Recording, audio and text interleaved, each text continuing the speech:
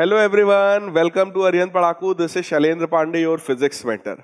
प्यारे बच्चों, हम लोग अपना टर्म 2 का प्रिपरेशन कर रहे थे और आज आ गया है नंबर हमारे चैप्टर नंबर 4 का, जिसमें हम लोग इसके डिफरेंट वैरायटी ऑफ क्वेश्चंस देखने वाले हैं। चैप्टर है आपका dual nature of radiation and matter. इस चैप्टर में आप फोटो इलेक्ट्रिक इफेक्ट की भी बात करते हैं और आप मैटर के डुअल नेचर को भी देखते हैं कि पार्टिकल नेचर क्या है और वेव नेचर क्या है, दोनों में क्या बेसिक डिफरेंसेस हैं। तो सबसे पहले टाइप का क्वेश्चन, सबसे पहला क्वेश्चन जो आप लोगों से पूछा जा सकता है वो क्वेश्चन ये है कि there are materials which absorbs photon of shorter wavelength. Material ने जो फोटॉन्स एब्जॉर्ब किए हैं उसका वेवलेंथ कम है and emit photons of the longer wavelength. Short wavelength के फोटॉन्स को एब्जॉर्ब किया है और लार्ज वेवलेंथ के फोटॉन्स इमिट कर रहा है। Can there be stable substances which absorb photons of the larger wavelength and emit light of the shorter wavelength. कह रहे हैं क्या इसका जस्ट उल्टा प्रोसेस पॉसिबल है? तो प्यारे बच्चों, नहीं पॉसिबल है। क्यों? जब आप शॉर्टर वेवलेंथ का फोटोन एब्जॉर्ब करते हो तो जरा आप इसका मतलब समझो। शॉर्ट वेवलेंथ का मतलब क्या है? एक फोटोन में कितनी एनर्जी होती है बेटा? h न्यू के बराबर, या हम लिखें hc बाई लैम्डा के बराबर। जब ये वेवलेंथ कम होता है, वेवलेंथ की वैल्यू जब कम होती है तो एनर्जी की वैल्यू ज्यादा होती है। इसका मतलब अगर आप शॉर्टर वेवलेंथ को एब्जॉर्ब कर रहे हो तो आपने हाई एनर्जी एब्जॉर्ब किया, और हाई वेवलेंथ देने का मतलब होता है आपने लो एनर्जी इमिट किया। तो ये तो नेचर में देखा जाता है कि एनर्जी इंसिडेंट ज्यादा हुई जबकि रिलीज्ड एनर्जी जो है वो कंपैरेटिवली कम है, कुछ एनर्जी का लॉस हो जाता है।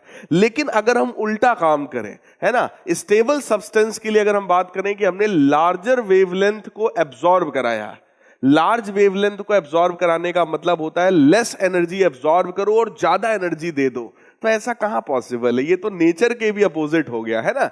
नेचर में भी ये होता है कि इफिशियंसी 100% हो सकती है, लेकिन 100% से ज्यादा इफिशियंसी कि काम करो कम रिजल्ट आ जाए ज्यादा, तो ऐसा कैसे पॉसिबल हो सकता है? इसलिए ये सेकंड वाला स्टेटमेंट हमारा करेक्ट नहीं है। तो इसमें यही पूछा गया, can there be stable substances? क्या ऐसा हो सकता है? नहीं हो सकता भाई साहब।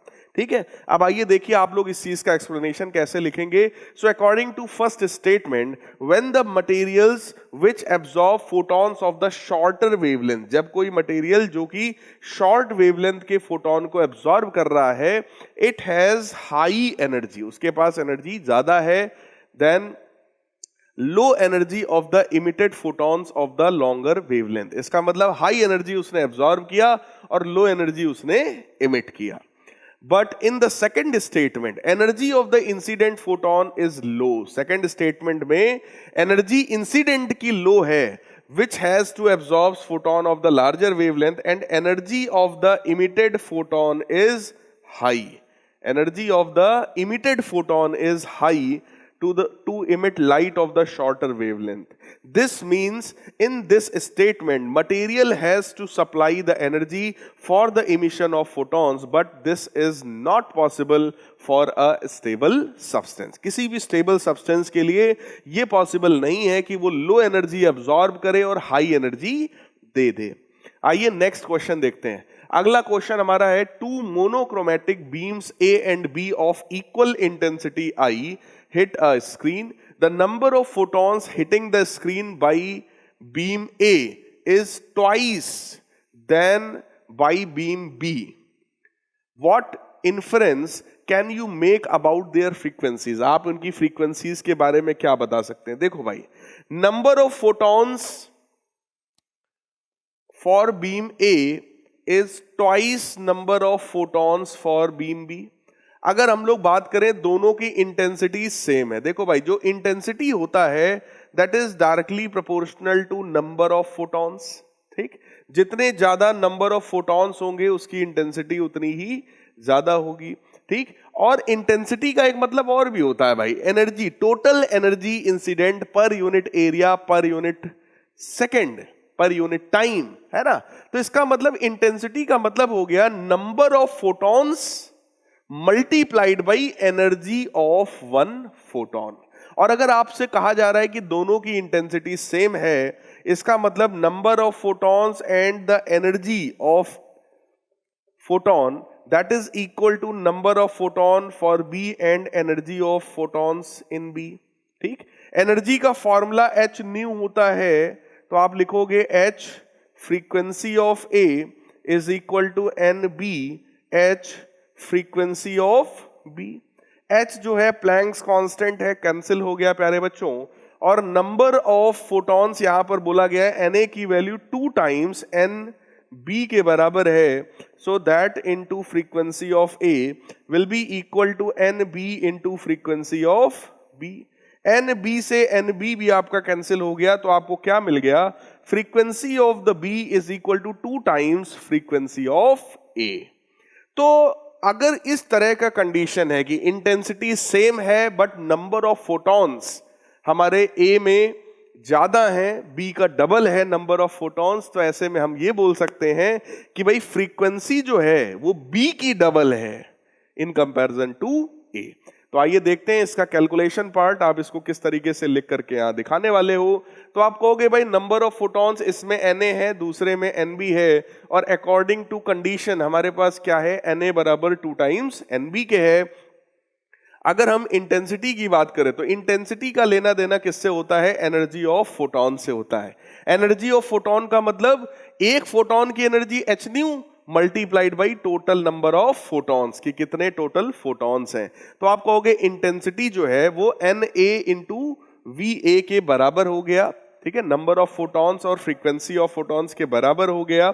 तो इसको हमने ओवरऑल सॉल्व किया और हमको वही चीज मिल गया, frequency of the B is equal to 2 times frequency of A, और चेक कर लो वही सेम चीज हम लोगों ने भी यहां पर निकाला है। तो इस क्वेश्चन का कॉन्सेप्ट हो गया ये वाली लाइन जो मैंने यहां पर लिखा है, that is NaEA, number of photons energy of photons is equal to NbEB, ये बराबर हो जाएगा, ऐसा हमें क्वेश्चन में गिवन था। अब ये अगला क्वेश्चन बहुत ही बढ़िया प्यारा सा क्वेश्चन है आपकी अरिहंत पब्लिकेशन की इस बुक में।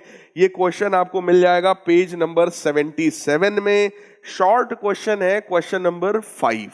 क्वेश्चन नंबर 5 ये आपका सीबीएसई एग्जाम में पूछा गया क्वेश्चन है। आपसे कह रहे हैं if the light of wavelength 412.5 nanometre is incident on each of the metals given below, which ones will show photoelectric emission and why। देखो हमको सोडियम, पोटेशियम, कैल्शियम, मोलिब्डेनम सबके लिए वर्क फंक्शंस की वैल्यू इलेक्ट्रॉन वोल्ट में given है और हमको incident wavelength भी गिवन है। तो प्यारे बच्चों, अगर आपके पास इंसिडेंट वेवलेंथ है तो इंसिडेंट एनर्जी हमारे पास आ गई। इंसिडेंट एनर्जी कितनी हो जाएगी, hc/λ। वेवलेंथ अगर हमें पता है, h और c कांस्टेंट्स हैं, इनकी वैल्यू अगर हम लोग रख देंगे तो यहां से हमको इंसिडेंट एनर्जी पता चल जाएगी, और ये हमारे पास वर्क फंक्शन है। अब फोटो इलेक्ट्रिक इफेक्ट में आप सबने पढ़ रखा होगा, वर्क फंक्शन वो मिनिमम अमाउंट ऑफ एनर्जी है जिसके बिना इलेक्ट्रॉन्स का निकलना पॉसिबल नहीं होता है। The minimum amount of energy required for the emission of one photo electron from the material is known as work function. तो आप ये देखोगे कि इंसिडेंट एनर्जी अगर वर्क फंक्शन से ज्यादा है तो वो क्या कराएगा, इलेक्ट्रॉन्स को निकाल देगा, और अगर इंसिडेंट एनर्जी वर्क फंक्शन से कम है तो वो इलेक्ट्रॉन्स को एमिट नहीं करा पाएगा। अब मैटर ये है कि ठीक है सर, hc/λ सॉल्व करते हैं। h जो है प्लैंक्स कांस्टेंट है बेटा, इसकी वैल्यू होती है 6.67 इंटू 10⁻⁻34। c क्या है, स्पीड ऑफ लाइट है 3 into 10⁸ divided by wavelength. Wavelength हमको कितना गिवन है, 412.5 नैनोमीटर यानी 10⁻⁹। तो ये सॉल्व करके बेटा जो एनर्जी आएगी वो जूल में आएगी, लेकिन हमको किस में चाहिए, इलेक्ट्रॉन वोल्ट में चाहिए। तो आप क्या करोगे, एक इलेक्ट्रॉन का जो चार्ज होता है 1.6 इंटू 10⁻⁻19, इतने से और डिवाइड अगर आप करोगे तो ये वैल्यू आपकी जूल की बजाय अब किस में आएगी, इलेक्ट्रॉन वोल्ट में आएगी। ठीक है, इसको सिंप्लीफाई करके देखते हैं कि इसको जैसे हम लोग सिंप्लीफाई करेंगे एच सी बाई लेमडा, आप चेक कर लो, एच की वैल्यू हमको पता है, सी की वैल्यू पता है, वेवलेंथ हमको पता है, और इलेक्ट्रॉन वोल्ट के चक्कर में हमने 1.6 इंटू 10 की पावर माइनस 19 से भी डिवाइड कर दिया है। सॉल्व होकर के ये वैल्यू आ गई है 3.01 इलेक्ट्रॉन वोल्ट। ये देखिए 3.01 इलेक्ट्रॉन वोल्ट। इसका मतलब अगर वर्क फंक्शन है 1.92 तो बेटा वर्क फंक्शन से ज्यादा एनर्जी आपने दिया है, इसका मतलब सोडियम के केस में इलेक्ट्रॉन्स निकल जाएंगे। 2.15 उससे ज्यादा ये है, इसलिए पोटेशियम के केस में भी इलेक्ट्रॉन्स निकल जाएंगे।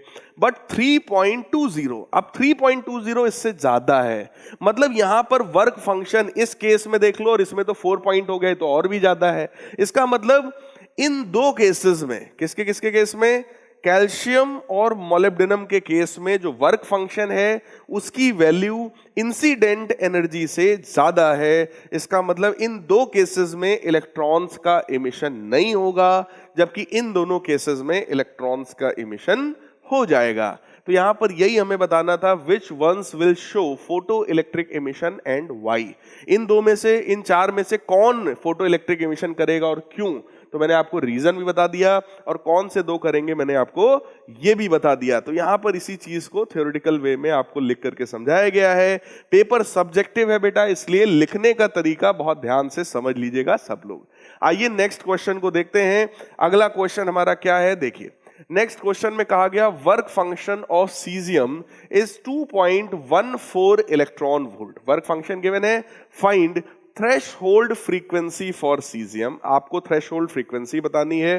तो अगर बेटा वर्क फंक्शन हमको पता है, वर्क फंक्शन जो होता है W that is equal to h nu naught, h nu naught, ठीक, that is equal to 2.14 electron volt, यानी कि 1.6 इंटू 10 की पावर माइनस 19। इसको अगर हम सिंप्लीफाई कर देंगे तो यहां से हमको बेटा थ्रेशहोल्ड फ्रीक्वेंसी मिल जाएगी, दैट इज 2.14 इंटू 1.6 इंटू 10 की power minus 19 divided by Planck's constant. Value कितनी है, 6.6 इंटू 10 की पावर माइनस 34। इसको आप सिंप्लीफाई कर लोगे, you will get your threshold frequency. आइए देखते हैं थ्रेशहोल्ड फ्रीक्वेंसी की वैल्यू कितनी आई है। तो ये थ्रेशहोल्ड फ्रीक्वेंसी हमारा आ गया 5.17 इंटू 10 की पावर 14। तो ये बन गया 5.17 इंटू 10 की पावर 14 हर्ट्ज। ठीक, तो ये हमारी थ्रेशहोल्ड फ्रीक्वेंसी आ गई। यस, पहला पार्ट। फिर कह रहे हैं wavelength of the incident light if the photo current is brought to zero by stopping potential of 0.6 volt. आपको कह रहे हैं कि आप इंसिडेंट वेवलेंथ की वैल्यू भी बता दो अगर स्टॉपिंग पोटेंशियल की वैल्यू 0.6 वोल्ट है। तो बेटा स्टॉपिंग पोटेंशियल वो मैक्सिमम पोटेंशियल होता है जिस पर फोटो करंट की वैल्यू 0 हो जाए। क्लियर? तो हम लोग यहां पर सीधे इक्वेशन लगा सकते हैं। क्या, इंसिडेंट जो एनर्जी होती है एच न्यू, उसमें से अगर हम वर्क फंक्शन वाली एनर्जी हम निकाल दें तो यही तो हमारी मैक्सिमम काइनेटिक एनर्जी के बराबर होता है, जिसको आप ई वी नॉट से रिप्रेजेंट करते हो।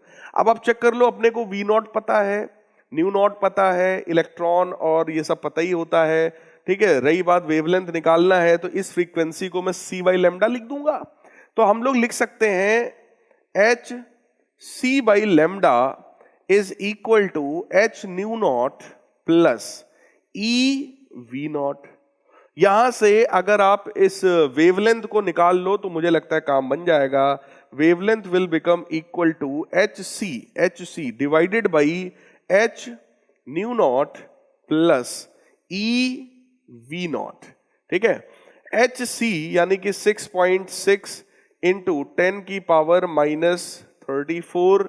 c क्या है, स्पीड ऑफ लाइट है, that is 3 into 10 to the power 8 whole divided by h nu naught. h की वैल्यू फिर से है 6.6 इंटू 10 की power minus 34 multiplied by nu naught, यानी कि थ्रेशहोल्ड फ्रीक्वेंसी वो अभी हम लोगों ने निकाली 5.17 इंटू 10 की पावर 14 हर्ट्ज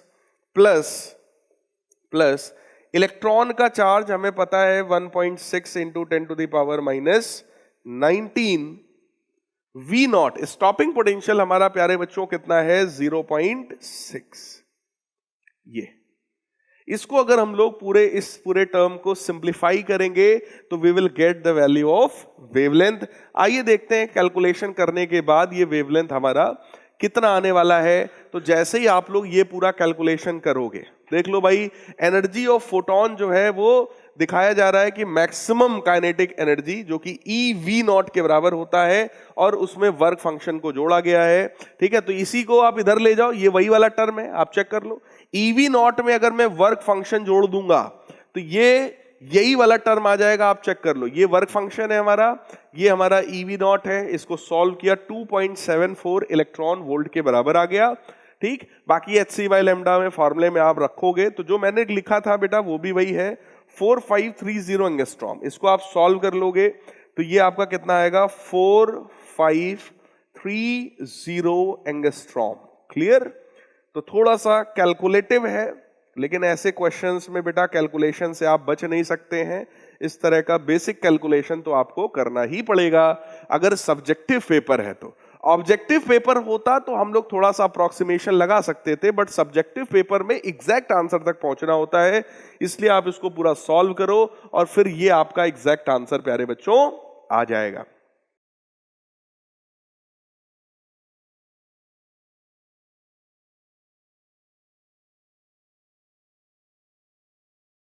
आइए नेक्स्ट क्वेश्चन देखते हैं।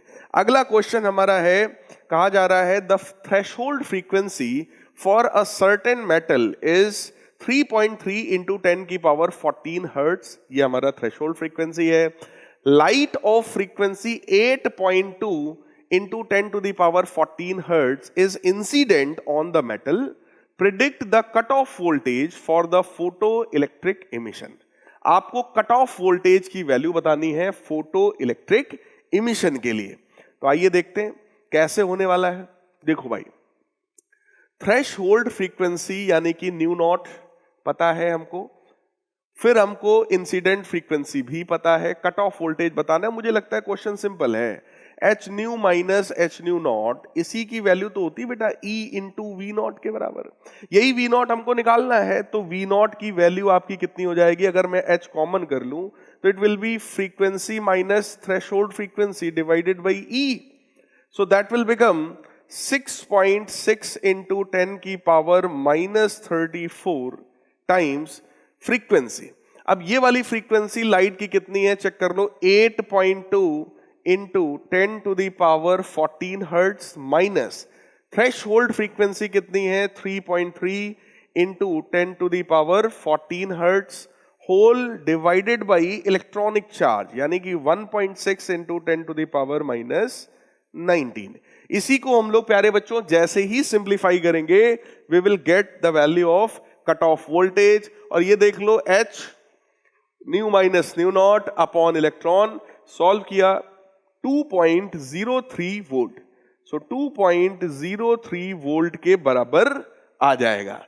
तो आई होप प्यारे बच्चों आप लोग इसको बहुत अच्छे से सॉल्व कर सकते हो। कैलकुलेटिव है क्वेश्चंस, बट मेरा काम है यहां पर आपको सारे कॉन्सेप्ट्स को समझाना। रही बात कैलकुलेशन की, तो ये कैलकुलेशंस तो आप लोग ध्यान से अगर करोगे तो सही कर ले जाओगे। ठीक है, आइए अगला क्वेश्चन देखते हैं। अगला बहुत ही बढ़िया प्यारा सा क्वेश्चन है। क्वेश्चन में कहा जा रहा है find the frequency of the light which ejects electron from metal surface fully stopped by a retarding potential of 3.3 volt। यानी कि ये बेटा क्या है, ये कट ऑफ वोल्टेज है। If photoelectric emission begins in this metal at a frequency of 8 into 10 to the power 14 hertz, calculate work function of this metal। तो फिर से मुझे लगता है इजी है। इस बार क्या है, वर्क फंक्शन हमको निकालना है। सो H की मैं वैल्यू लिख रहा हूं 6.6 इंटू 10 की पावर माइनस 34। H फ्रीक्वेंसी कितनी है, H न्यू, तो फ्रीक्वेंसी है 8 इंटू 10 की पावर 14। ठीक, H nu minus work function W is equal to EV naught. तो इलेक्ट्रॉन वोल्ट अगर हम रखेंगे तो 3.3 इंटू एक इलेक्ट्रॉन का चार्ज कितना है 1.6 इंटू 10 की पावर माइनस 19। यहां से बेटा हम लोग W निकाल सकते हैं और वो W कितना आएगा 6.6 इंटू 10 की पावर माइनस 34 इंटू 8 इंटू 10 की पावर 14, ये इधर जाएगा ये इधर आएगा, माइनस 3.3 इंटू 1.6 इंटू 10 की पावर माइनस 19। जैसे ही आप लोग सॉल्व करोगे you will get the value of work function. लेकिन ये वर्क फंक्शन इलेक्ट्रॉन वोल्ट में नहीं आएगा, ये जो वर्क फंक्शन आएगा ये आपका जूल में आएगा। तो आइए इसको हम लोग देखते हैं। फिलहाल यहां तो सीधे सीधे आंसर इलेक्ट्रॉन वोल्ट में निकाला गया है, लेकिन मैं आपको फिर तरीका बताना चाहूंगा। पहले आप इसको सॉल्व कर लीजिएगा, सॉल्व करके ये वैल्यू आपकी किस में आएगी, जूल्स में आएगी, ठीक है। फिर जो भी आंसर आए उसमें आप एक इलेक्ट्रॉन का जो चार्ज होता है यानी 1.6 इंटू 10 की पावर माइनस 19 उतने का डिवाइड कर दीजिएगा, डिवीजन कर दीजिएगा। जैसे ही आप कर दोगे you will get your exact answer. Clear है? तो इसको सॉल्व करने के बाद प्यारे बच्चों हमारा आंसर आएगा 0.01 इलेक्ट्रॉन वोल्ट। तो 0.01 इलेक्ट्रॉन वोल्ट आपका आंसर आ जाएगा। आइए आगे बढ़ते हैं। तो अगला क्वेश्चन है प्यारे बच्चों हमारे पास, consider a metal exposed, consider a metal exposed to light of wavelength 600 nanometer.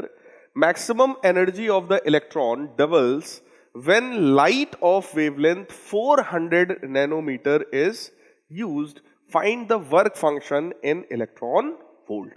देखिए हमसे ये बोला गया है कि जब वेवलेंथ था हमारा 600 nanometre, so h C by 600 nanometre यानी 10 की पावर माइनस 9, 10 की पावर माइनस 9, ये एच सी बाई लेमडा जब ये था, माइनस वर्क फंक्शन हमको निकालना है तो minus W is equal to kinetic energy maximum. और फिर हमसे बोल रहे हैं कि जब यही वेवलेंथ हम 400 नैनोमीटर कर दे, 400 नैनोमीटर कर दे, तो वर्क फंक्शन तो सेम रहता है but kinetic energy, maximum energy of the electron doubles. Maximum kinetic energy double हो जाती है तो इट बिकम्स 2k मैक्स। तो हमसे यहां पर यह बोला गया find out work function of the metal. तो क्या करो बेटा, दोनों इक्वेशंस को डिवाइड कर दो। जैसे ही आप डिवाइड करोगे तो ये क्या बन जाएगा, it will become h C by 600 nanometre minus W divided by h C by 400 nanometre minus W 1/2। Cross multiply करो बेटा। देखो 10 की पावर माइनस 9 वाला टर्म नहीं लिखा है, जहां जरूरत होगी हम लोग लिख लेंगे। इसको इधर ले आओ, 2 से मल्टीप्लाई करो तो it will become 2hc upon 600 minus 2W is equal to, ये वाला टर्म इधर जाएगा क्रॉस मल्टीप्लाई होकर, so hc by 400 minus W। ठीक, यस। अब ये वाला टर्म इधर आ जाएगा और ये वाला टर्म इधर चला जाएगा, so this will become 2hc। तो इसको हम सॉल्व करके hc बाई 300 नैनोमीटर कर दें, hc by 300 minus hc by 400 nanometre will be equal to 2W minus W। इसका मतलब that will be equal to W। तो प्यारे बच्चों अब सिर्फ और सिर्फ कैलकुलेशन रह गया है आपका। तो यहां से हमको मिला वर्क फंक्शन की वैल्यू, hc कॉमन कर ले अगर हम, तो hc का मतलब हो गया 6.6 इंटू 10 की पावर माइनस 34, c का मतलब हो गया 3 into 10 to the power 8, hc बाहर हो गया। ठीक है, नैनोमीटर है तो 10 की पावर माइनस 9 नीचे होगा, ऊपर जाएगा 10 की पावर प्लस 9 आ जाएगा, उसको भी मैं बाहर निकाल रहा हूं। 10 की power plus 9 divided by 1 upon 300 nanometre तुमने बाहर ही निकाल दिया, माइनस 1 अपॉन 400। ये वैल्यू बेटा आ जाएगी W की। अब इस वैल्यू को आप सॉल्व करोगे, लेकिन हमको वर्क फंक्शन ध्यान रखना इलेक्ट्रॉन वोल्ट में चाहिए। इलेक्ट्रॉन वोल्ट में आने का मतलब यह होता है कि जो भी आंसर आएगा आप उसमें 1.6 इंटू 10⁻⁻19 का डिवाइड भी करोगे, फिर ये आंसर किस में आएगा? आपका इलेक्ट्रॉन वोल्ट में आएगा। आइए कैलकुलेशन देखते हैं। इसको जैसे ही हम लोग सॉल्व करेंगे प्यारे बच्चों, ये वर्क फंक्शन हमारा हो जाएगा 1.03 इलेक्ट्रॉन वोल्ट। ठीक है, इसको हम लोग जैसे ही पूरा सॉल्व करेंगे, this answer will be 1.03 electron volt. Clear है बेटा? इस चैप्टर के क्वेश्चंस कैलकुलेटिव हैं, मैंने आपको बताया, बट पूरा का पूरा हमने आपको मेथड यहां पे सॉल्व करके दिखा दिया है। ठीक है गाइस, आइए नेक्स्ट क्वेश्चन की तरफ हम लोग बढ़ते हैं और हमारा अगला क्वेश्चन है light of same wavelength is incident on 3 photosensitive surfaces A, B and C. The following observations are recorded. ये observations देखे गए। पहला क्या है? From surface A, photo electrons are not emitted. पहले केस में फोटो इलेक्ट्रॉन्स निकले ही नहीं।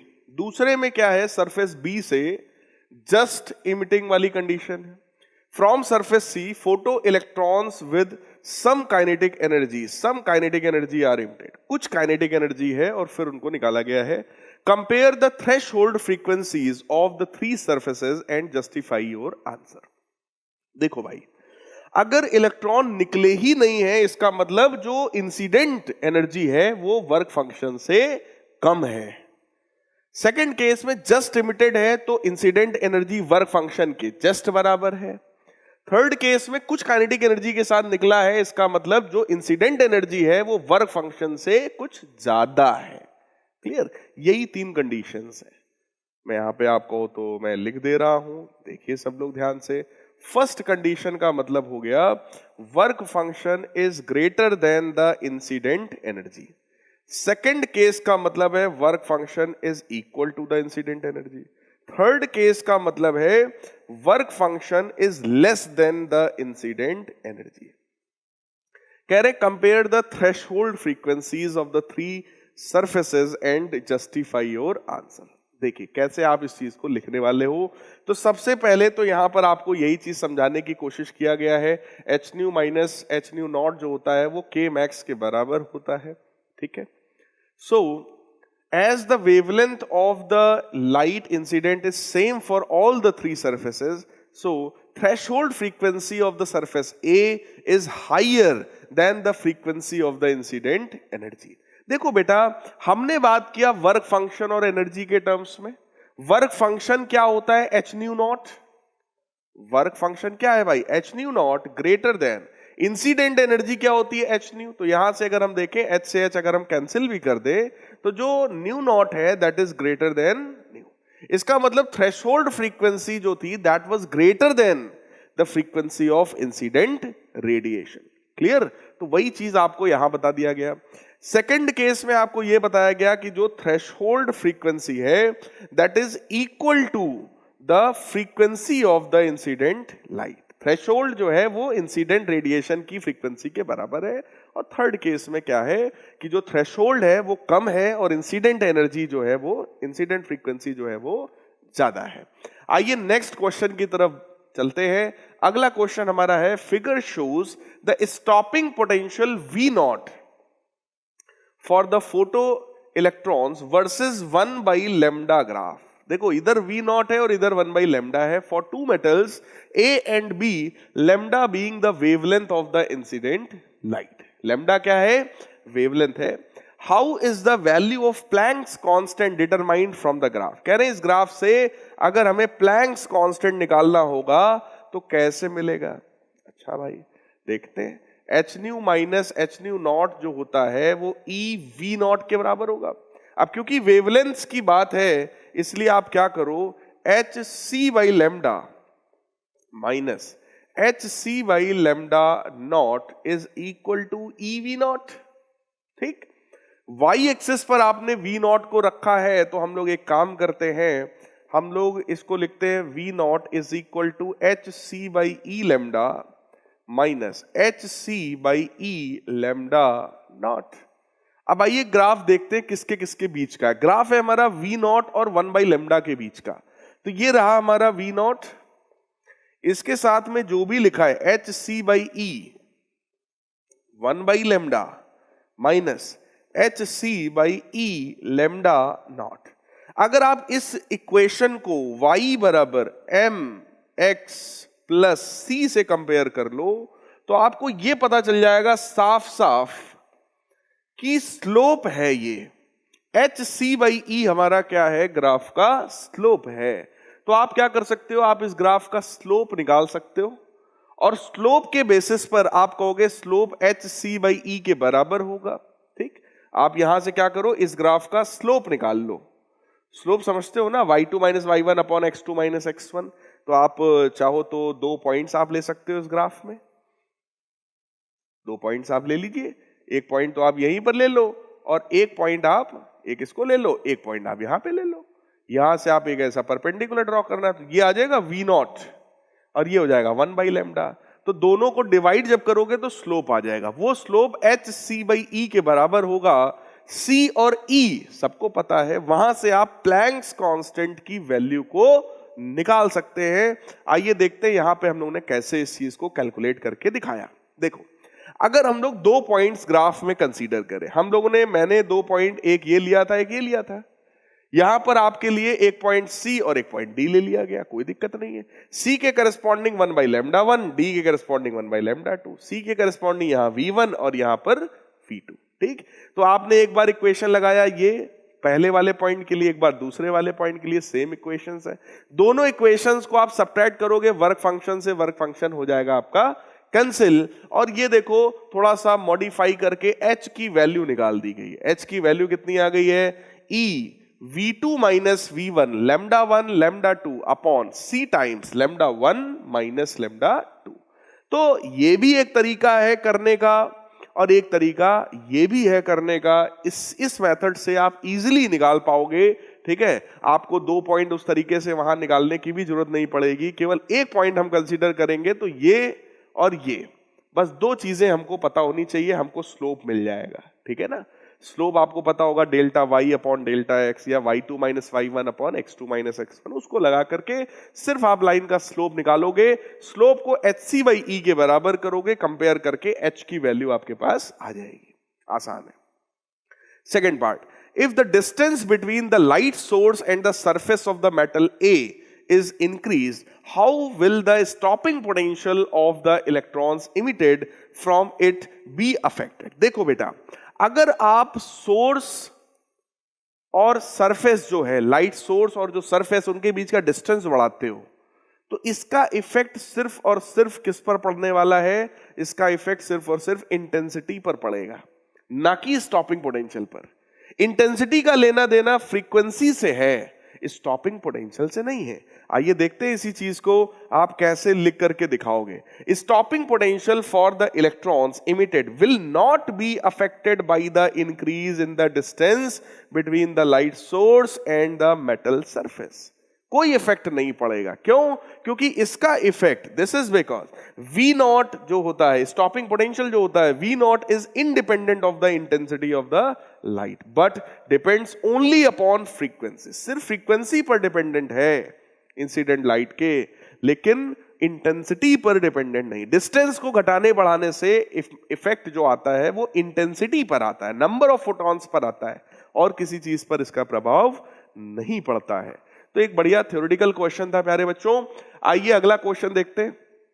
In the wave picture of light, intensity of the light is determined by the square of the amplitude of the wave. कह रहे हैं कि wave picture में I बराबर a स्क्वायर हम लोग निकालते हैं, इंटेंसिटी जो है एम्पलीट्यूड के स्क्वायर के बराबर होता है। What determines the intensity of photon picture of light. कह रहे हैं कि अगर फोटॉन्स की एनर्जी चाहिए, इंटेंसिटी चाहिए, तो कैसे निकालोगे? तो भाई number of photons multiplied by energy of each photon. तो आइए देखते हैं, इंटेंसिटी का मतलब क्या हो गया, energy of the photons upon area into time. तो मैंने कहा था इंटेंसिटी का मतलब क्या होता है, amount of the energy incident per unit area per unit time. तो देखो एक फोटोन की एनर्जी होती है h new multiplied by total number of photons divided by area time. इसको सिंप्लीफाई करेंगे तो ये हमको मिल जाएगा क्या, this will be the intensity of light. तो फोटोन के हिसाब से हम ये फार्मूला लगाएंगे। ठीक, जब हम बात करते हैं वेव की तब हम सीधे सीधे बोल सकते हैं I बराबर a स्क्वायर। आइए अगला क्वेश्चन देखते हैं। If the frequency of the light incident on cathode of photocell is increased, how will the following be affected? Justify your answer. If the frequency of the incident light on the cathode of photocell is increased, कह रहे हैं कि अगर incident light की frequency को हम बढ़ा दें, how will the following be affected? Energy of photo electrons. देखिए अगर आपने इंसिडेंट रेडिएशन की फ्रीक्वेंसी को बढ़ा दिया, फ्रीक्वेंसी बढ़ने का मतलब होता है हर एक फोटोन की एनर्जी बढ़ गई, तो इंसिडेंट जो फोटो इलेक्ट्रॉन्स होंगे उनकी एनर्जी भी बढ़ जाएगी। लेकिन इसका इफेक्ट फोटो करंट पर नहीं पड़ेगा, क्योंकि फोटो करंट तो सिर्फ और सिर्फ इंटेंसिटी ऑफ लाइट के बढ़ाने पर बढ़ता है, ना कि फ्रीक्वेंसी बढ़ाने पर। तो आइए देखते हैं इसका एक्सप्लेनेशन। तो E प्रोपोर्शनल टू फ्रीक्वेंसी है, जितनी ज्यादा फ्रीक्वेंसी होगी उतनी ज्यादा एनर्जी होगी फोटो इलेक्ट्रॉन्स की, तो वो तो डायरेक्टली प्रोपोर्शनल हो गया। अब सेकंड पार्ट में देखो आपको बताया गया है as the photo electric current of the photo cell is independent of the frequency, उसका फ्रीक्वेंसी से कोई लेना देना नहीं है, until the intensity remains constant, जब तक इंटेंसिटी कांस्टेंट है। लेकिन अगर इंटेंसिटी चेंज हो रही है तो फिर वो भी चेंज, करंट भी चेंज हमारा हो जाएगा। आइए अगला क्वेश्चन हम लोग देखते हैं। 100 what sodium lamp radiates energy uniformly in all directions. The lamp is located at the center of large sphere that absorbs all the sodium light which is incident on it. The wavelength of the sodium light is 589 nanometer. What is the energy per photon associated with the sodium light? देखो अगर incident light wavelength हमको पता है 589 nanometre, तो hc by lambda अगर हम कर देंगे तो हमको एक फोटोन की एनर्जी आ जाएगी। तो यहां सबसे पहले पार्ट में आपको चेक कर लीजिए, यही करना था, hc बाई लेमडा। h क्या है? प्लैंक्स कांस्टेंट, तो 6.6 इंटू 10 की पावर -34। c क्या है? Speed of light 3 into 10 to the power 8, और वेवलेंथ है 589 नैनोमीटर। तो इसको हम लोग सिंप्लीफाई करेंगे, वैल्यू हमारी आएगी 3.38 इंटू 10 की पावर -19 जूल। लेकिन इलेक्ट्रॉन वोल्ट में अगर आपको कन्वर्ट करना है तो आप 1.6 इंटू 10 की पावर -19 से डिवाइड करो, वैल्यू आ जाएगी 2.11 इलेक्ट्रॉन वोल्ट। अब at what rate are the photons delivered to the sphere, कह रहे हैं किस रेट से फोटॉन्स जो हैं वो डिलीवर हो रहे हैं। तो देखो बेटा, अगर हमें ये रेट निकालना है कि किस रेट से ये काम हो रहा है, तो उसके लिए हमें पावर को समझना चाहिए। पावर का मतलब क्या है? Energy consumed per unit time. Power अगर हमारे पास है 100 वॉट और एनर्जी हमको पता है hc बाई लेमडा, तो अगर हम टाइम से डिवाइड कर देंगे तो हमारे पास सीधे सीधे रेट निकल करके आ जाएगा। तो यहां पर देखिए उसी कॉन्सेप्ट को, उसी चीज को यहां पर यूज किया गया, क्या कि जो पावर है that is energy upon time. n क्या है? नंबर ऑफ फोटॉन्स, क्योंकि यहां पर t वाला टर्म नहीं है, इसका मतलब n क्या हो गया? नंबर ऑफ फोटॉन्स डिलीवर्ड पर सेकेंड, अदरवाइज t वाला टर्म भी वहां पर होता। क्लियर? तो number of photons per second हमको यहां पे निकालने हैं कि कितने नंबर ऑफ फोटॉन्स हैं। ठीक है, तो इसका मतलब क्या हो गया? पावर जो कि 100 वॉट था divided by energy of one photon जो कि हमको गिवन है 3.38 इंटू 10 की पावर -19। क्लियर? तो टोटल एनर्जी पता है divided by energy of each photon पता है, तो नंबर ऑफ फोटॉन्स आ जाएंगे पर सेकंड, वही रेट होता है। तो नंबर ऑफ फोटॉन्स कितने आ गए? 3 इंटू 10 की power 20 photons per second. Clear है? आइए नेक्स्ट क्वेश्चन की तरफ बढ़ते हैं। ये भी एक बहुत बढ़िया एनसीईआरटी का क्वेश्चन है। The work functions for the following metals are given. Sodium के लिए वर्क फंक्शन पता है, पोटेशियम का पता है, मोलिब्डेनम का पता है, निकल के लिए हमको वर्क फंक्शंस गिवन है। Which of these metals will not give photoelectric emission for the radiation of wavelength 3300 angstrom from helium, CD, cadmium, laser, placed 1 metre away from the photocell. देखो बाकी सब चीजों से हमें मतलब नहीं है, अगर हमें वेवलेंथ पता है तो हमें hc/λ पता है, यानी कि आने वाली इंसिडेंट लाइट की एनर्जी हमको पता है। अगर वो एनर्जी वर्क फंक्शन से ज्यादा है तो फोटो इलेक्ट्रिक एमिशन होगा, और अगर वो एनर्जी वर्क फंक्शन से कम है तो फोटो इलेक्ट्रिक एमिशन भाई साहब नहीं होगा। ठीक, तो आप वही काम यहां करो, पहले आप hc/λ निकालो। hc/λ जैसे ही आप सॉल्व करोगे आप देख लो, h प्लैंक्स कांस्टेंट, c हमें पता है, वेवलेंथ पता है, 1.6 × 10⁻⁻19 का डिवाइड किया इलेक्ट्रॉन वोल्ट में कन्वर्ट करने को, वैल्यू आ गई 3.76 इलेक्ट्रॉन वोल्ट। अब 3.76 इससे बड़ा है, इससे भी बड़ा है, लेकिन मोलिब्डेनम और निकल से छोटा है। इसका मतलब सोडियम और पोटेशियम के केस में फोटो इलेक्ट्रिक एमिशन होगा, जबकि मोलिब्डेनम और निकल के केस में नहीं होगा। फिर कह रहे हैं what happens if the laser is brought nearer and placed 50 centimetre में। देखो पहले कह रहे हैं 1 मीटर पे रखा था, अभी 50 सेंटीमीटर पे रख देंगे। अगर आप पास में ले आओगे तो उससे इंपैक्ट किस पर पड़ेगा? इंटेंसिटी ऑफ लाइट पर। इंटेंसिटी का मतलब नंबर ऑफ फोटॉन्स पर। तो उससे क्या होगा? इंटेंसिटी बढ़ जाएगी, नंबर ऑफ फोटॉन्स बढ़ जाएंगे, तो फोटो करंट बढ़ जाएगा। That's it. ठीक, फोटो इलेक्ट्रिक करंट की जो वैल्यू है दैट विल बी इंक्रीज। तो कह रहे हैं if the laser is brought closer, अगर आप पास ले आओगे, intensity of the incident radiation will increase. ठीक, इससे मोलिब्डेनम और निकल में तो कोई फर्क नहीं पड़ेगा, but photo electric current from the sodium and potassium will increase, जबकि फोटो इलेक्ट्रिक करंट की वैल्यू प्यारे बच्चों बढ़ जाएगी। क्लियर है? देखो ये सब बेसिक फंडामेंटल बहुत अच्छे से क्लियर होना चाहिए, तभी मजा आएगा भाई साहब। अगला क्वेश्चन हमारा क्या है? A proton and alpha particles are accelerated through the same potential, which of the two has greater value of the de Broglie wavelength associated with it? देखो भाई, de Broglie wavelength का फॉर्मूला क्या होता है? de Broglie wavelength जो हमारा है that is h/mv के बराबर होता है। ठीक, हमसे ये बोला गया कि दोनों सेम पोटेंशियल पर है। अच्छा जी, तो इसी को हम लोग लिख देते हैं h/√2m काइनेटिक एनर्जी। अगर दोनों सेम पोटेंशियल पर है तो इलेक्ट्रॉन वोल्ट की वैल्यू दोनों के लिए सेम होगी, तो दोनों की काइनेटिक एनर्जी तो सेम है। H की वैल्यू वैसे भी कांस्टेंट होती है, तो सीधी सी बात आ गई, wavelength is inversely proportional to under root of mass. जिसका मास ज्यादा उसका डी ब्रोगली वेवलेंथ कम। तो हमसे यही पूछ रहे हैं कि भाई greater value of D Broglie wavelength किसका होगा? तो भाई सोचो, जिसका मास, हमें ग्रेटर वैल्यू चाहिए तो जिसका मास कम हो। दोनों में से मास किसका कम होगा? प्रोटॉन का। प्रोटॉन का मतलब होता है 1h1 और अल्फा पार्टिकल का मतलब होता है He2+4+। इसका मतलब अगर इसका मास 1 है तो इसका मास 4 यूनिट है, 4 टाइम्स मास होता है। तो मास किसका कम है? प्रोटॉन का। अगर मास कम है तो सीधी सी बात है उसका डी ब्रोगली वेवलेंथ ज्यादा है। इसका मतलब मास किसका कम है? प्रोटॉन का कम है। तो वेवलेंथ किसका ज्यादा होगा? प्रोटॉन का ज्यादा होगा। तो पहले क्वेश्चन का आंसर तो हमारे पास आ गया, किसका? प्रोटॉन का।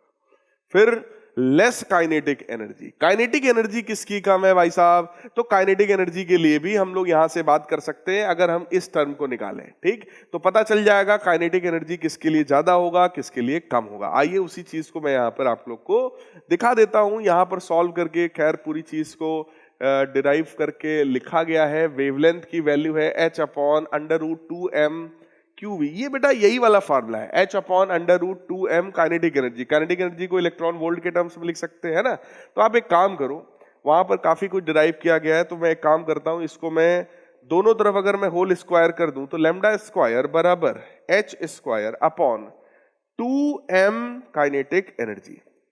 तो यहां से अगर मैं काइनेटिक एनर्जी की वैल्यू निकालूं तो काइनेटिक एनर्जी की वैल्यू हमारे पास आने वाली है h²/2m λ²। तो साफ साफ पता चल रहा है, अगर हम डी ब्रोगली वेवलेंथ हटा दें, अगर हम उसको हटा दें तो हमें यह पता चल सकता है कि किसकी काइनेटिक एनर्जी जो है ज्यादा है। तो काइनेटिक एनर्जी जो होगी that is inversely proportional, according to this, that is inversely proportional to m into λ²। देखो भाई, वेवलेंथ, हम वेवलेंथ के बारे में देख चुके हैं, मास के बारे में हम देख चुके हैं। वेवलेंथ खुद मास के अंडर रूट के इनवर्सली प्रोपोर्शनल है। ठीक, तो ओवरऑल सॉल्व करके आप वहां से काइनेटिक एनर्जी के बारे में कह सकते हो। तो देखो पता क्या चला, काइनेटिक एनर्जी जो है यहां पर हाफ mv² है, जिसको हम लोग लिख सकते हैं qv0 ev0। तो यहां पर उसका रिलेशन सीधे सीधे आसान कर दिया गया, उतने में जाने की बजाय इजी कर दिया गया कि kinetic energy is directly proportional to charge. तो आप चार्ज के बेसिस पे बता दो। अगर हम ध्यान से देखें प्रोटॉन और अल्फा पार्टिकल में, तो चार्ज किसका ज्यादा है? हमारा अल्फा पार्टिकल का। ठीक, तो हम कहेंगे अल्फा पार्टिकल का चार्ज ज्यादा है, इसलिए उसकी काइनेटिक एनर्जी भी ज्यादा है। ठीक है, तो हम लोग यहां से इस तरीके का आंसर दे सकते हैं।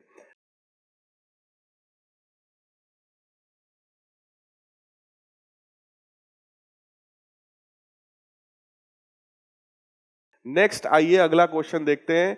नेक्स्ट क्वेश्चन है, two lines marked A and be in the given figure show a plot of D Broglie wavelength lambda versus 1/√v।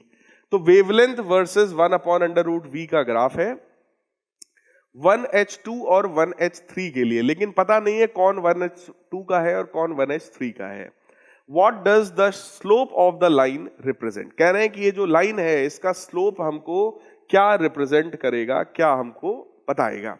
तो देखो भाई, अगर हम लोग यहां पर ध्यान से देखें तो वेवलेंथ जो होता है वो h अपॉन मोमेंटम p के बराबर होता है। तो h upon under root momentum को अगर हम लोग सिंप्लीफाई करें तो अंडर रूट 2m qv के बराबर हो जाएगा। ठीक, तो Q वगैरह ये सब तो इधर ही रहेगा। अगर हम V को इधर ले आए, देखो इसको मैं आप लोग को यहां पे लिख करके दिखा दे रहा हूं।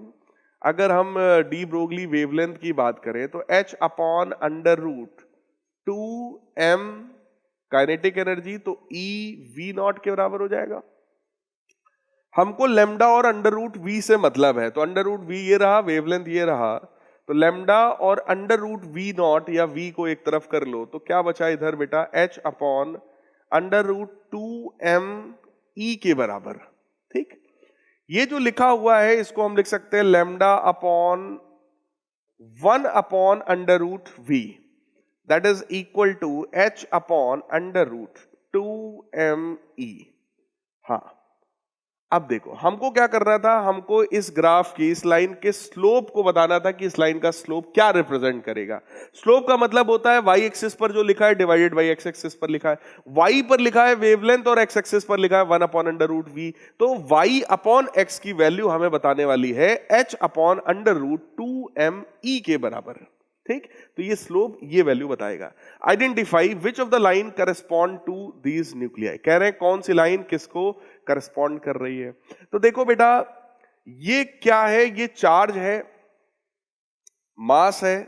तो यहां पे अगर हम ध्यान से देखें तो जो स्लोप है वो मास और चार्ज के प्रोडक्ट के इनवर्स रिलेशन में है। तो हम ये कह सकते हैं कि यहां पर जो स्लोप होगा that is inversely proportional to under root of m q। ठीक, मास और चार्ज। तो पहला चीज है हमारे पास 1h2 और दूसरा है हमारे पास 1h3। अगर हम मास और चार्ज का मल्टीप्लाई करें तो एक में आएगा 2 और एक में आएगा 3। ठीक है, तो आप सोचो अगर हमें स्लोप देखना है तो भाई जिसका स्लोप ज्यादा होगा उसके लिए ये वाली वैल्यू कम होगी। तो ये वाली वैल्यू कम किसके लिए है? 1h2 के लिए। इसका मतलब जिसका स्लोप ज्यादा है वो 1h2 है। तो 1h2 कौन हुआ? ये 1h2 है और ये हमारा 1h3 है। आइए देखते हैं 1h2। देखो साफ साफ आ गया, 1h2 is represented by the line of greater slope. जिसका स्लोप ज्यादा है वो 1h2 है, यही मैंने भी आपको बताया है। ठीक है, तो इस तरीके से प्यारे बच्चों हम लोग एक्सप्लेनेशन दे सकते हैं। क्लियर? आइए अपने अगले क्वेश्चन की तरफ बढ़ते हैं और अगला क्वेश्चन हमारा है, assuming an electron is confined to a 1 nanometer wide region, find uncertainty in momentum using Heisenberg's uncertainty principle, that is delta x into delta p is equal to, ये जो सिंबल है बेटा इसका मतलब होता है h अपॉन 2 पाई। तो आप सबने पढ़ा होगा केमिस्ट्री में, है ना? You can assume the uncertainty in position delta x as 1 nanometer Assuming P is equal to delta P, find the energy of electron. कह रहे हैं इलेक्ट्रॉन्स की एनर्जी आप हमें बता दो. ठीक है, देखो अगर इलेक्ट्रॉन्स 1 नैनोमीटर के रीजन में फैले हैं तो अनसर्टेनिटी इन मोमेंटम हमें बताना है. कितना हो जाएगा? डेल्टा पी की वैल्यू आ जाने वाली है h upon 2 pi delta x. ठीक है, देखो कैलकुलेशन है सिर्फ यहां पर, तो h upon 2 pi into delta x. h क्या है हमारा? प्लैंक्स कांस्टेंट, तो 6.6 इंटू 10 की पावर माइनस 34. 2 और पाई, उसके बाद आपका डेल्टा एक्स. डेल्टा एक्स हमको क्वेश्चन में गिवन है, take delta x as 1 nanometre, तो डेल्टा एक्स की जगह हम लिख सकते हैं 10 की पावर माइनस 9. सॉल्व करोगे तो अनसर्टेनिटी इन मोमेंटम आ जाएगा 1.05 इंटू 10 की पावर माइनस 25 के बराबर. अब हमसे कह रहे हैं find energy of the electrons. Electrons की आप हमें एनर्जी बता दो भाई साहब. देखो बेटा, अगर मोमेंटम आपको पता है और एनर्जी निकालना है तो आसान है. Energy is equal to P square by 2m. ठीक, तो पी स्क्वायर मोमेंटम हमें पता था, पी स्क्वायर अपॉन 2, और इलेक्ट्रॉन की बात कर रहे हैं तो इलेक्ट्रॉन का मास हो जाएगा 9.1 इंटू 10 की पावर माइनस 31. इसको सिंप्लीफाई कर लेंगे हम लोग तो वैल्यू आ जाने वाली है 3.8 इंटू 10 की power minus 2 electron volt. Clear है गाइस?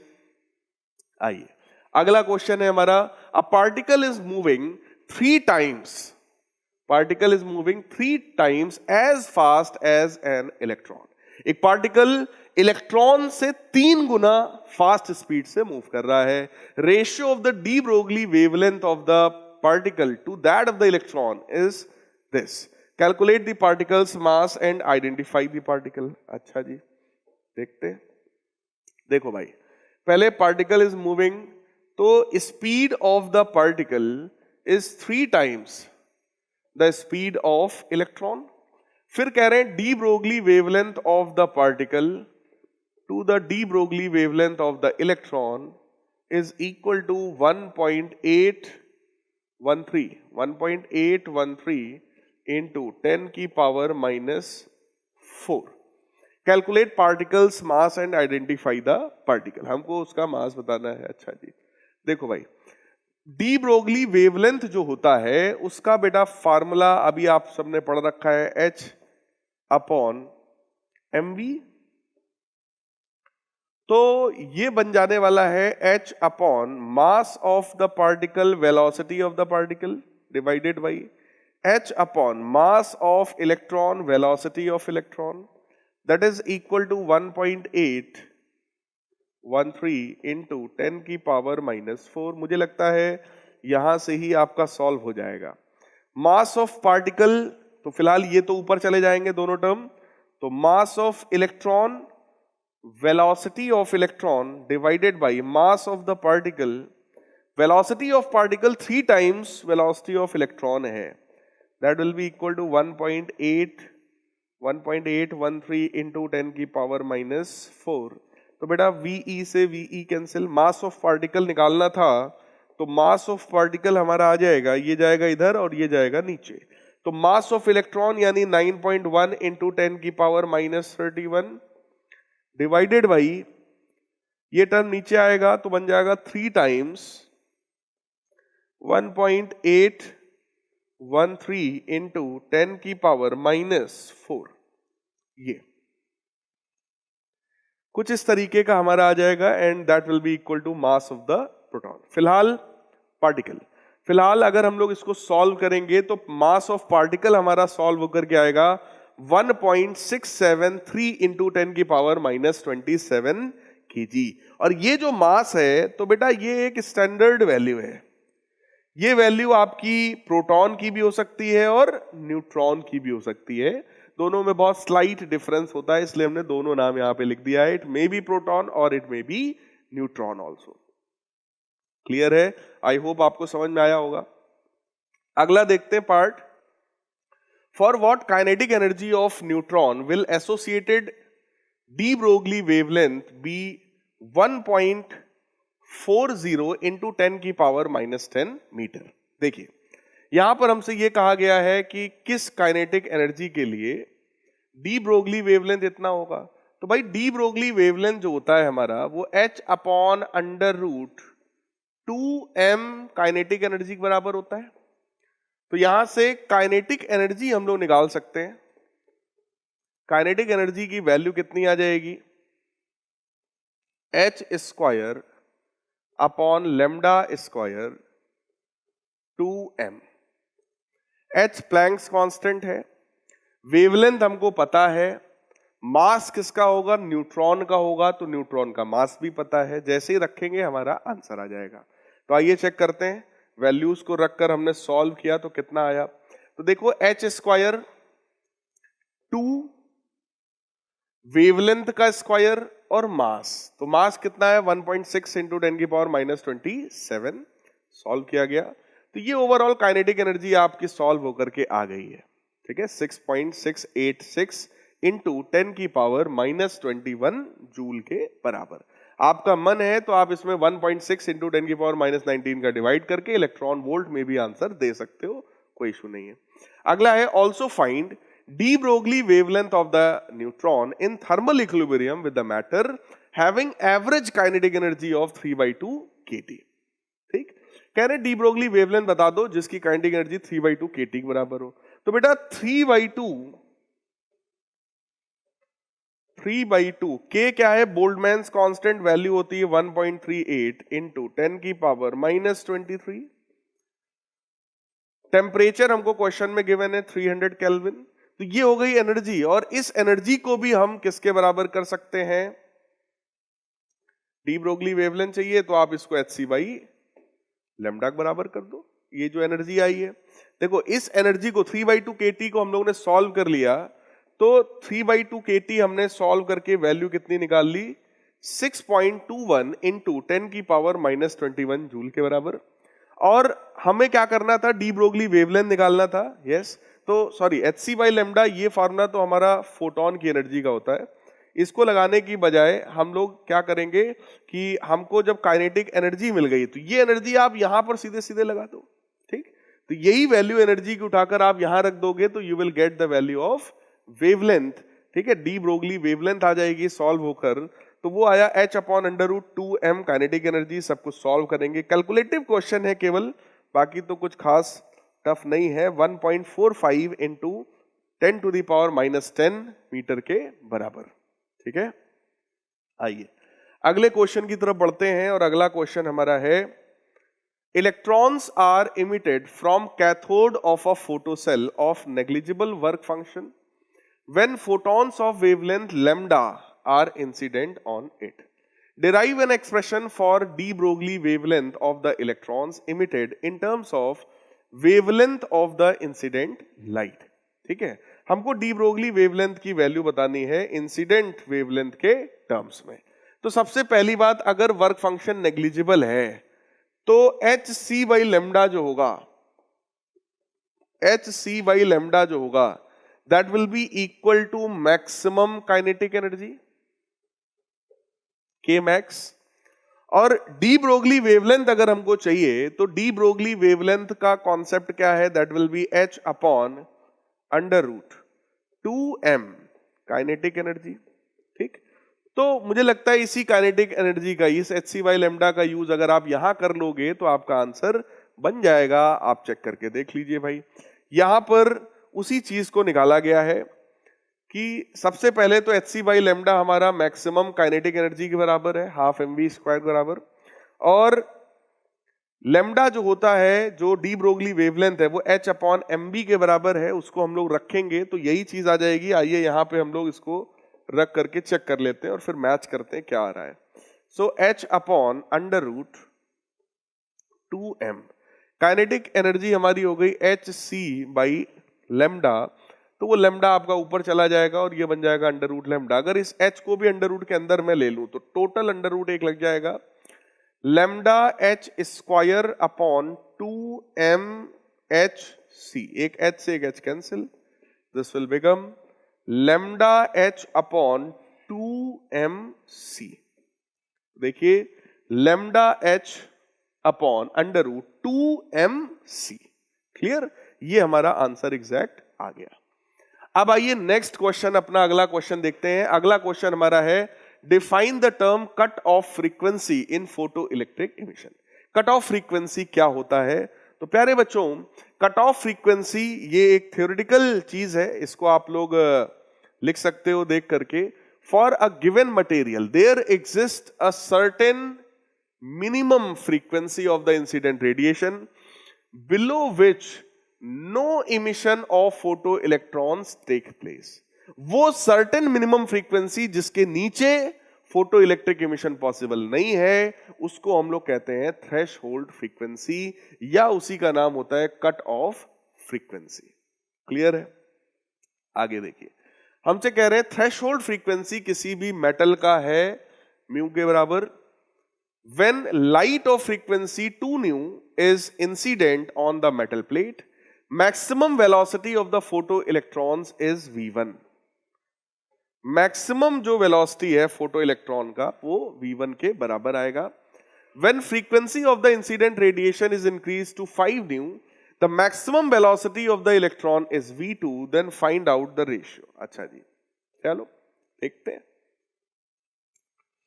अगर 2 तो h इंटू 2 न्यू ये इंसिडेंट लाइट की फ्रीक्वेंसी है, that is equal to work function, तो थ्रेशहोल्ड फ्रीक्वेंसी हमको गिवन है h nu plus k max, तो मैक्सिमम वेलोसिटी हमको दिया है ये, तो k मैक्स की जगह हम लिख सकते हैं ना हाफ m v1 स्क्वायर। अगले केस में कह रहे हैं when the frequency of the incident radiation is increase to 5, तो ये बन गया 5 nu that is equal to h, और थ्रेशहोल्ड तो सेम रहा, प्लस हाफ इंटू एम, अब ये वेलोसिटी हो गई v2 स्क्वायर। अच्छा जी, तो बहुत आसान है, v1 अपॉन v2 निकालना है, तो बेटा इसको इधर भेज देना, तो ये बन जाएगा h nu is equal to half M v1 square, और ये बन जाएगा 4h nu is equal to half M v2 square. तो अगर हम डिवाइड करेंगे तो बन जाएगा 1/4 is equal to half M cancel, v1 square upon v2 square, तो मेरे हिसाब से v1 अपॉन v2 की वैल्यू आ गई बेटा 1/2। सिंपल, इसको बस डिवाइड किया हमने, इसको इधर ले जाओ, इसको भी इधर ले जाओ और डिवाइड कर दो। जैसे ही डिवाइड करोगे, आइए चेक करके देखते हैं, आंसर हमारा एग्जैक्ट वही आ रहा है 1:2। ठीक है, एक अच्छा क्वेश्चन है, पूछा जा सकता है ऐसा क्वेश्चन।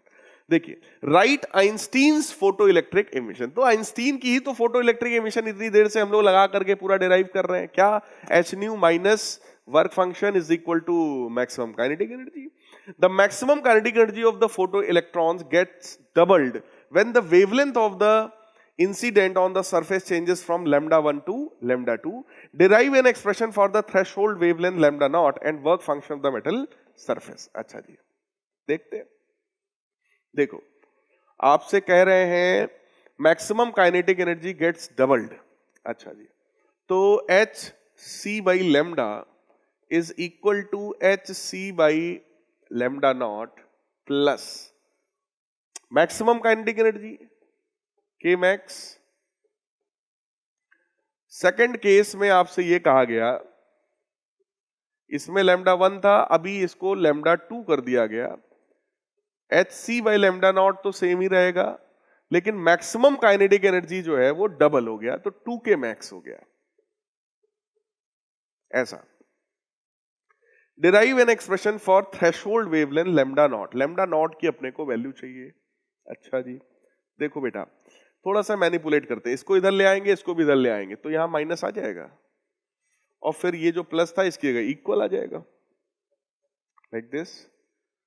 अब अगर हम लोग दोनों इक्वेशंस को सब्स्टिट्यूट करके देखें, तो H C by lambda 2 minus H C by lambda not, that will be equal to 2 times maximum kinetic energy, और मैक्सिमम काइनेटिक एनर्जी ये रही, ये तो ये वैल्यू मैं यहां पर लिख रहा हूं H C by lambda 1 minus H C by lambda not. तो ये तो बहुत बढ़िया फायदा हो गया, पूरी इक्वेशन से आप एच सी कॉमन करके कैंसिल कर सकते हो, बन जाएगा 1 by lambda 2 minus 1 by lambda not is equal to 2 by lambda 1 minus 2 by lambda not. Lambda not वाले टर्म्स एक तरफ कर लीजिए, तो 2 by lambda not minus 1 by lambda not, तो बन जाएगा 1 by lambda not is equal to 2 by lambda 1 minus 1 by lambda 2। तो यहां से लैम्डा नॉट की वैल्यू कितनी आने वाली है, lambda 1 lambda 2 upon 2 lambda 2 minus lambda 1। आइए देखते हैं, lambda 1 lambda 2 upon 2 lambda 2 minus lambda 1, check कर लीजिए, वही सेम हम लोगों ने निकाला है। तो बिल्कुल सेम, सिंपल है। पहली इक्वेशन आपने बनाई, दूसरी इक्वेशन आपने बनाई, काइनेटिक एनर्जी की वैल्यू यहां रखी, थोड़ा सिंप्लीफाई किया, आ गया। Light of intensity 10 to the power -5 watt per meter square falls on a sodium photocell of surface area 2 centimeter square. Assuming that top 5 layers of the sodium absorbs the incident energy, estimate the time required for photoelectric emission in the wave picture of radiation. सबसे पहली चीज हमको time required निकालना है। फिर कह रहे हैं work function of the metal is about 2 electron volt. What is the implication of your answer? Effective atomic area हमको पता है 10 की पावर -20 मीटर स्क्वायर के बराबर हो जाएगा। देखिए लाइट की इंटेंसिटी हमको पता है, सरफेस एरिया पता है, और ऐसी 5 लेयर्स हैं। एक लेयर का सरफेस एरिया अगर हमें पता है 2, तो 5 लेयर्स का कितना हो जाएगा 10 सेंटीमीटर स्क्वायर, ठीक है। और वर्क फंक्शन हमको गिवन है 2 इलेक्ट्रॉन वोल्ट के बराबर, और इफेक्टिव एटॉमिक एरिया हमको पता है 10 की पावर -20 मीटर स्क्वायर के बराबर। अब देखिए हमको यहां पर सबसे पहले टाइम निकालना है, तो 5 इंटू एरिया ऑफ 1 लेयर, ठीक है। देखो सोडियम की अगर हम बात करें तो सोडियम पर 1 प्लस का चार्ज होता है, मतलब सोडियम के एक एटम में 1 इलेक्ट्रॉन हमको मिलता है, ठीक है। सोडियम के एक एटम पर 1 चार्ज यानी 1 इलेक्ट्रॉन हमको मिलता है। तो पहले नंबर ऑफ एटम्स निकालो, तो नंबर ऑफ आपको चार्ज मिल जाएगा कि कितने इलेक्ट्रॉन्स हैं हमारे पास, ठीक। तो पहले आपने निकाला total area divided by effective area. Total area में से इफेक्टिव एरिया आपने डिवाइड किया तो पता चला 10 की पावर 17 आ रहा है। इसका मतलब 10 की पावर 17 एटम्स हमारे पास है, 10 की पावर 17 इलेक्ट्रॉन्स है 5 लेयर्स में, ठीक है। और इंसिडेंट पावर जो है वो इंटेंसिटी इंटू एरिया होता है। इंटेंसिटी हमको गिवन है 10 की पावर -5, एरिया कितना है 2 इंटू 10 की पावर -4, तो ये सॉल्व होकर आया 2 इंटू 10 की पावर -9 वॉट के बराबर, ठीक है। अब अगर हमें एनर्जी एब्जॉर्ब्ड पर सेकेंड हम देखें तो इंसिडेंट पावर कितना है वो हमने निकाल लिया, divided by number of electrons कितने हैं, भाई टोटल पावर कितना है divided by number of electrons कितना है, तो वो आ गया 2 इंटू 10 की पावर -26 वॉट के बराबर, ठीक है।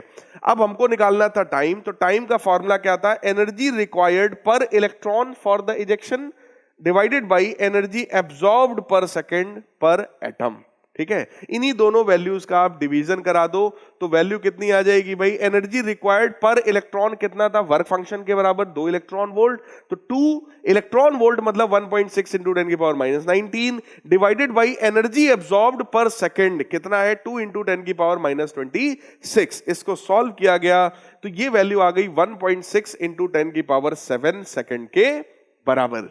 तो ये हमारा टाइम रिक्वायर्ड आ गया, यही चीज हमसे यहां पर पूछी गई थी। तो प्यारे बच्चों आपने ये पूरा का पूरा चैप्टर कवर कर लिया होगा। बहुत जल्दी अपना नेक्स्ट चैप्टर रिवाइज कर लीजिए। बहुत जल्दी मिलेंगे अपने नेक्स्ट चैप्टर के लेक्चर में। तब तक के लिए गुड बाय, टेक केयर।